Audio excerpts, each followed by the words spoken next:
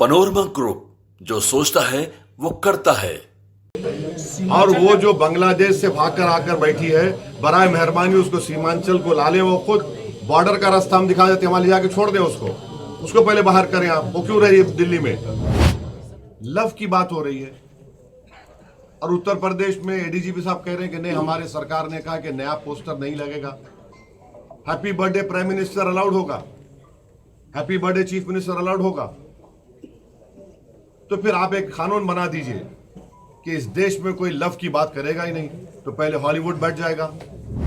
नमस्कार, news 4 nation देख रहे हैं आप और मैं हूं सानिया आपके साथ। बिहार में विधानसभा चुनाव की उल्टी गिनती शुरू हो चुकी है, बयानबाजी का सिलसिला शुरू हो चुका है और आरोप प्रत्यारोप का दौर भी देखने को मिल रहा है। इसी बीच आपको बता दें कि पूर्णिया में संवाद सम्मेलन के दौरान एआईएमआईएम प्रमुख असदुद्दीन ओवैसी ने अमित शाह को लेकर बड़ा हमला बोला है। इसके अलावा सिर्फ अमित शाह पर नहीं बल्कि शेख हसीना को भी लेकर उन्होंने कहा है कि बांग्लादेश से दिल्ली में आकर बैठी हुई शेख हसीना को सीमांचल भेज दीजिए, हम उन्हें बाहर का रास्ता दिखा देंगे। इसके अलावा उन्होंने प्रधानमंत्री नरेंद्र मोदी पर भी जमकर हमला बोला है। उन तमाम बयानों के साथ हम आपको छोड़े जाते हैं, दर्द देखिए कि वो क्या कुछ कह रहे हैं। देखिए, उसका बैकग्राउंड ये है कि बिहार के जो अपॉलिटिकल कई लोग हैं जो ये गलतफहमी का शिकार थे कि असदुद्दीन ओवैसी अलायंस नहीं चाहता है। पर्सनली मुझ पर एलिगेशन लगाया गया, तो हमने अख्तर भाई से कहा कि ये लोग ऐसा कह रहे हैं तो आप उनसे ही लिखवा लीजिए, क्या लिख कर देना। तो बोले कि आप लेटर लिख दीजिए। बोले ठीक है, लिखते हैं लालू जी को। फिर उसके बाद लेटर लिख दिए। फिर बाद में उनके फर्जन ने कहा कि हमको नहीं मिला। हमको ताज्जुब हुआ क्योंकि पार्टी के फाउंडर वो हैं। उन्होंने कहा ठीक है, उनको भी लिख दीजिए। उनको लिख दिया। तो ये तो मैसेज जा चुका है कि जो हम पे इल्ज़ाम लगाते थे कि हम अलायंस नहीं चाहते या बातचीत नहीं करते, तो हमने कर दिया है। अब इनके ऊपर है मुनस्सिर, वो अपनी पार्टी का फैसला वो लेंगे, हम अपनी पार्टी का फैसला हम लेंगे। क्या कारण लग रहा है आपके? बहादुरगंज में आपने कहा कि एक के बाद ऐसा नहीं सर, होगा। आपका एक बयान आया था कि जो हाथ दोस्ती के लिए बढ़ पार्लियामेंट में खड़े होकर भारत सरकार ऑपरेशन सिंदूर के डिबेट में हमने जहां पर हमारी फौज की कामयाबी पर मुबारकबाद दी, हमने भारत सरकार मोदी सरकार से कहा कि मत खेलिए क्रिकेट मैच। सर ठहरिए, क्यों मत खेलिए? क्योंकि मोदी जी बहैसियत प्रधानमंत्री ने कहा कि पानी और खून एक साथ नहीं बह सकता, बातचीत और आतंकवाद एक साथ नहीं हो सकता। हमने पार्लियामेंट में खड़े होकर कहा कि आपका ज़मीर मर चुका है क्या? आप कैसा क्रिकेट मैच खेलेंगे उनके साथ? अगर हम ये एशिया कप नहीं खेलते या क्रिकेट मैच नहीं खेलते तो कोई आसमान तो सर से गिरने वाला नहीं है। हम जब पानी रोक रहे हैं 80%, और वो पानी का क्या है? Indus water treaty bilateral treaty है। तो बीजेपी जो जस्टिफिकेशन देती है कि हम बायलैटरल नहीं खेल रहे हैं, हम मल्टीलैटरल के, तो पानी क्यों रोक रहे हैं फिर आप? हमने ट्रेड क्यों बंद किया? डायरेक्ट इनडायरेक्ट ट्रेड हमने बंद कर दिया। पाकिस्तान के एयरक्राफ्ट हमारे इंडियन एयर स्पेस में नहीं आ सकते, उनकी कश्ती हमारे पानी में नहीं आ सकती। तो ये तो हिपोक्रेसी है, hypocrisy of the highest order है। बीसीसीआई को कितने पैसे मिलेंगे? 1000 करोड़, 1500 करोड़, 2000 करोड़। हम बीजेपी से पूछना चाह रहे, जो 26 लोगों को सर पर इसलिए गोली मारी गई, आतंकवाद जो पाकिस्तान से आए थे कि वो हिंदू थे, तो 26 लोगों की जान की कीमत कितनी है बता दीजिए। हम 1000 करोड़ है, 2000 करोड़ है, 3000 करोड़ है, बता दीजिए देश को। सर, सीमांचल में मुसलमानों के साथ और भी जो अकलियती तबका उसके साथ हमेशा नाइंसाफी होती रही। नाइंसाफी हो रही है।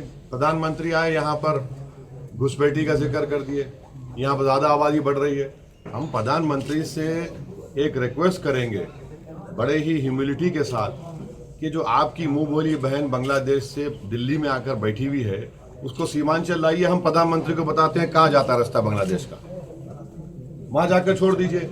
और प्रधानमंत्री जो है, आप जाकर देखिए बॉर्डर का इलाका जो है, आप वहां पर खड़े रहकर देखिए। बांग्लादेश का और दिखता इलाका जहां पर चीन एयर स्ट्रिप बना रहा है, उसकी बात ही नहीं करते प्रधानमंत्री। पड़ोस नेपाल में पूरा तख्ता पलट दिया गया, उसकी बात ही नहीं करते। कैसे हो गया?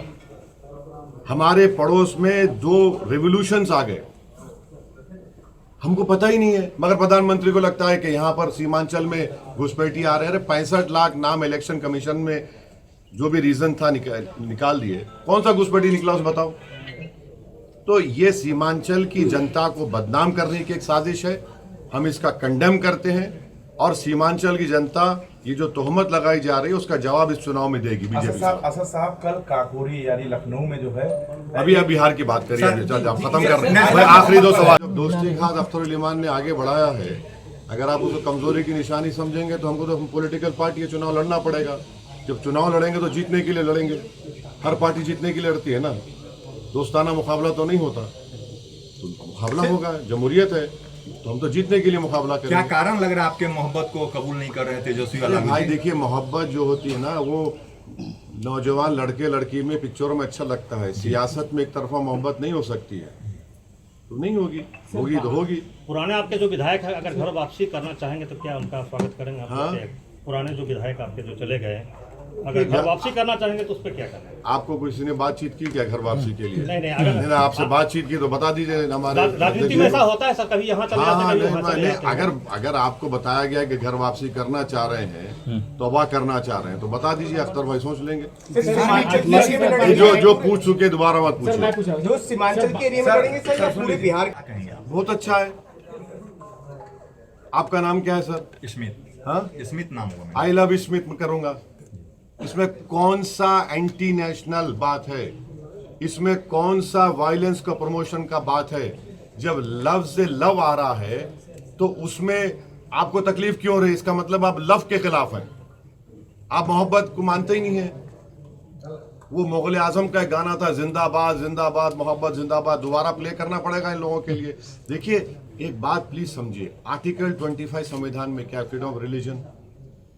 अगर मैं जिसमें मुझे मोहब्बत है, और मुसलमान उस वक्त तक मुसलमान नहीं होता जब तक कि वो प्रॉफिट मोहम्मद को अल्लाह का आखिरी नबी रसूल ना माने, और उस वक्त तक उसका ईमान मुकम्मल नहीं होता जब तक कि वो दुनिया में तमाम चीज़ ज़्यादा प्रॉफिट मोहम्मद को चाहे। ये संघ परिवार और आरएसएस बीजेपी के लोग कभी सोच भी रहे हैं कि भारत में 18-19 करोड़ मुसलमान रहते हैं, जो सब कॉन्टिनेंट हो या एशिया में सबसे ज्यादा यहाँ पर रहते हैं। आप क्या मैसेज दे रहे हैं दुनिया को? क्यों ऐसा कर रहे हैं भारत के बारे में आप लोग? अरे सोचो थोड़ी देर के लिए। लव की बात हो रही है और उत्तर प्रदेश में एडीजीपी साहब कह रहे हैं कि नहीं, हमारे सरकार ने कहा कि नया पोस्टर नहीं लगेगा। Happy birthday prime minister allowed होगा, happy birthday chief minister allowed होगा। तो फिर आप एक कानून बना दीजिए कि इस देश में कोई लव की बात करेगा ही नहीं, तो पहले हॉलीवुड बैठ जाएगा। क्या होगा, कहां जाएंगे हम? अरे मोहब्बत की बात हो रही है, मेरा फेथ है, आपका फेथ है, आपका फेथ है। भारत की खूबसूरती यही तो है कि भारत हर मजहब को मानने वालों को मानता है, जो नहीं मानता खुदा को उसको ही मानता है भारत। तो ये तो अजीब है कि ये लव के खिलाफ है ये लोग। सर एक ही प्रोटेस्ट। हाँ बिल्कुल, उस बेटी आपने रोके थे, बीएसएफ आपके पास है, आप होम मिनिस्टर हैं 11 साल से। अगर यहाँ पर डेमोग्राफिक चेंज हो रहा है, आप क्या कर रहे थे उसके लिए? ये तो आपकी नाकामी का आप सबूत दे रहे हैं। और वो जो बांग्लादेश से भागकर आकर बैठी है, बराए मेहरबानी उसको सीमांचल को ला ले, वो खुद बॉर्डर का रास्ता हम दिखा देते हैं, वहां ले जाके छोड़ दें उसको पहले बाहर करें। आप वो क्यों रही है दिल्ली में? लास्ट सवाल हम पूछेंगे सर। नहीं, आप फर्स्ट पूछेंगे। नहीं काउंसिल को लेकर क्या राय है? बराबर होना चाहिए। आर्टिकल 370 हमने तो प्राइवेट मेंबर्स बिल डाला था पार्लियामेंट में, वो अगर आएगा तो सीमांचल का डेवलपमेंट क्या प्रायोरिटी क्या होगी वो काउंसिल डिसाइड करेगा। क्या यहाँ पर आपका मखना का क्या रेट मिल रहा है बताइए? यहाँ पर मकई का मामला क्या रेट मिल रहा है बताइए? एम्स क्यों नहीं आता यहाँ पर? गाया में जो इंडस्ट्रियल पॉलिसी यहाँ पर क्यों नहीं आती? एक बेंच खोलिए हाई कोर्ट का यहाँ पर। यहाँ तो दिल्ली से फ्लाइट, अरे एक बिल्कुल नहीं है, अहमदाबाद की हो गई। अब ये बताइए कि एएमयू का एक छोटा सा दो कोर्सेज का, उसको भी आप बंद करना चाहते हैं। पानी आता है, जमीन कट जाती है, हम खुद चश्मदीद गवाह हैं, हम देख चुके हैं। अख्तर भाई साहब जाके रिलीफ बांटे थे एक बार। पुल नहीं है, पुल बनता है तो नदी में धंस जाता है। ये इशूज है Seemanchal. Seemanchal thank you sir, thank you.